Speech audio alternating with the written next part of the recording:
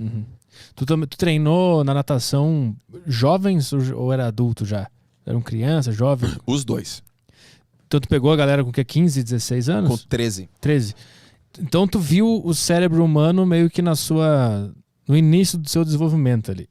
Tu treinou essa galera. Tu meio que sacou como é que a cabeça humana funciona ainda meio vazia. Obviamente já teve algumas influências dos pais ali, algumas vivências que já moldaram algumas coisas no cérebro, mas tu pegou mais ou menos na metade do caminho ali.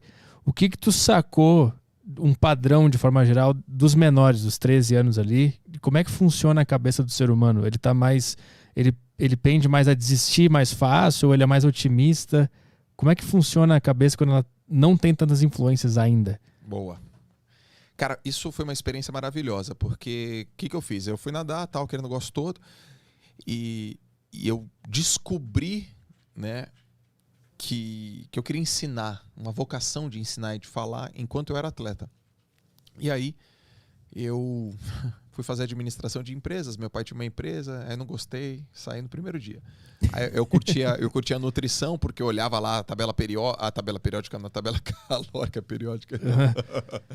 E aí eu falei, nutrição. Aí eu fui treinar nos Estados Unidos, voltei, eu já teria bombado de falta. Aí, cara, eu tava lá na faculdade, chateado, assim, com a administração de empresas, encontrei uma amiga minha. Joel, tô fazendo educação física. Seria legal você fazer. Eu falei, nossa, educação física, cara. Nunca me imaginei fazendo educação física.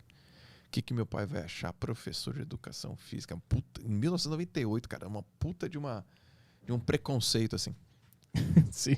Aí eu falei, na minha cabeça assim, cara, eu vou fazer educação física porque eu quero ir pra Olimpíada, pra não me atrapalhar nos meus treinos. E, cara, entrei na educação física e fiquei apaixonado, cara. Porque eu entendi o que é ser professor. Professor, cara. Professor, treinador. E aí, quando abriu a vaga lá pra fazer estágio, eu fui fazer estágio. E aí, rapidamente, eu virei assistente técnico da própria equipe que eu era atleta. Então, de dia eu treinava e à tarde eu era assistente técnico de meninos e meninas de 13 anos de idade. E, cara, como eu era o melhor nadador da equipe, os moleques se inspiravam em mim. Caraca, é o Joel que tá me dando aula. O que o Joel faz? Eles iam me ver competir, eles tinham uma admiração por mim, assim. O Joel, tal, que incrível, que maravilhoso. E eu comecei a entender uma coisa muito importante. Os moleques, meninos, eles são tipo um caderno que está sendo escrito, cara.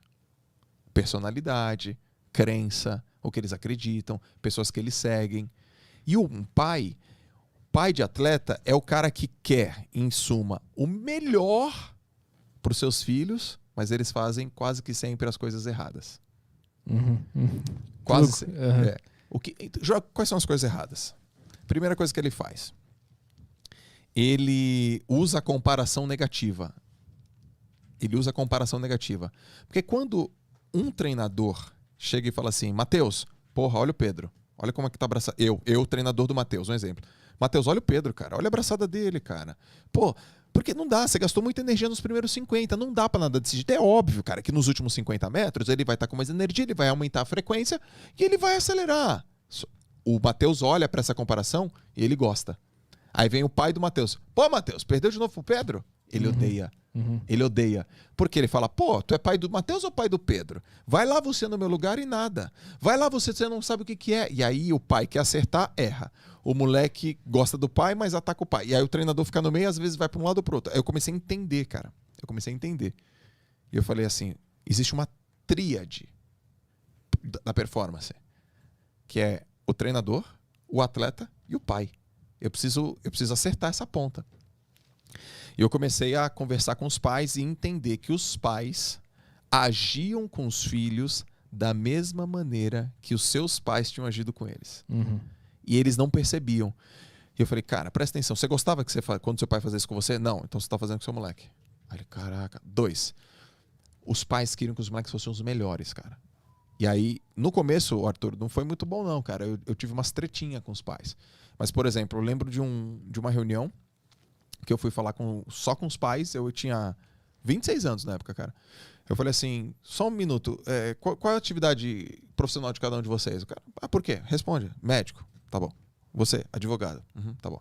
Você é o quê? Engenheiro. Ok. Você é o quê? Arquiteto. Você é o quê? Empresário. Você é o melhor no seu segmento? O melhor. Você é o melhor. Não, eu sou muito bom, mas você é o melhor.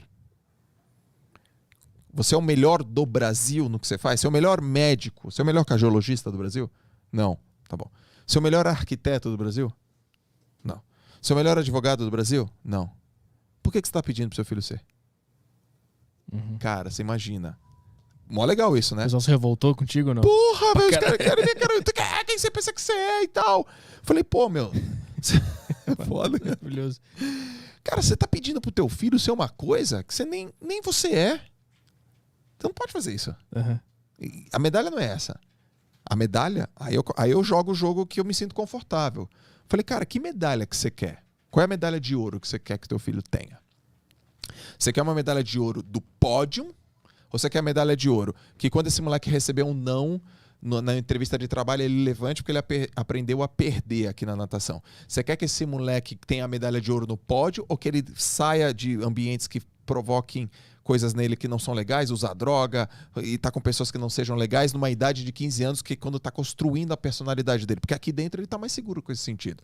Terceira coisa, você quer que esse moleque tenha a medalha de ouro ou você quer que esse moleque saiba trabalhar em equipe, com liderança, com espírito de equipe? Ou quando esse moleque não passar na faculdade, ele tenha resistência, resiliência e antifragilidade para continuar? Aí os pais, caraca, eu falei, pô, pelo amor de Deus, né, galera? Poxa, por que vocês estão fazendo isso?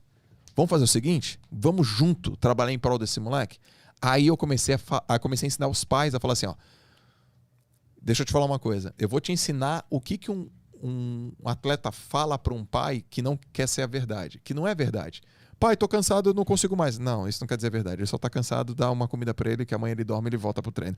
Pai, eu não aguento mais, eu não quero mais nadar, nunca mais. Não, isso é normal porque ele perdeu, mas ele quer continuar nadando porque ele ama. Aí eu comecei a trabalhar essas duas áreas.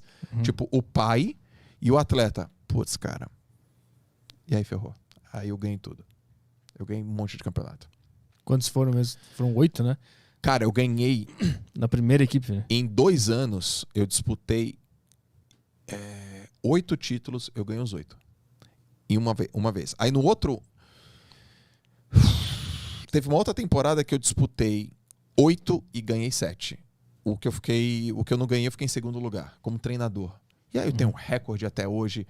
Tem um monte de coisa maravilhosa. Mas uma coisa que eu entendi. Eu falei, se eu trabalhar a mente dos moleques, a mente. Eu vou dar um treino incrível, mas se eu trabalhar a capacidade dos moleques, a mente dos moleques, eles vão vencer na hora H. E aí os meus atletas, na época, eu treinava muito esse aspecto comportamental. Eu nunca imaginei que eu ia ser o Joel J de milhões de seguidores. Eu nunca imaginei que ia o escritor, o cara que lota as lives. Nunca, esquece. Eu só queria ser um treinador mental e comportamental para os moleques. Só que o que eu faço hoje é meio que igual, assim. Eu pego adultos e falo, cara, vamos se transformar em atletas para você colocar isso na sua vida? Então resiliência, força, coragem, capacidade mental, ansiedade, medo, na hora H. E eu fazia isso, e aí eu comecei a estudar, mas sozinho. Porque eu fazia educação física, aprendia muito sobre treinamento, mas eu comecei a estudar a mente, psicologia. Cara, eu bati na trave de ser psicólogo. Na trave.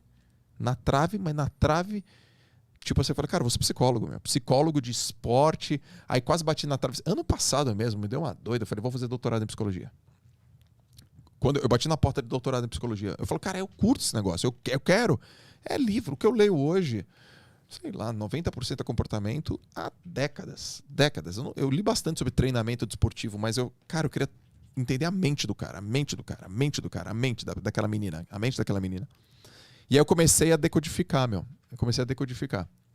E quando eu comecei a decodificar, eu trouxe a minha experiência como atleta, porque o meu desafio era o seguinte, eu fui um ótimo atleta, mas agora para eu ser um treinador, eu preciso fazer ótimos atletas. E eu não estou na piscina resolvendo. São eles que vão lá. Como é que eu faço para acessar esse cara? Só tem um jeito, eu vou acessar a mente dele. Eu tenho que ter uma capacidade argumentativa tão grande com esse moleque. E eu sempre tive. Então eu vou te dar aqui um exemplo.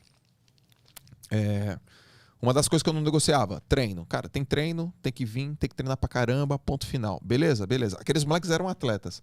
Aí eu lembro que teve um feriado e eu tinha um atleta de 12 ou 13 anos, assim, que era o melhor do país. E ele falou, minha mãe falou que não vai dar pra treinar porque tem viagem em família.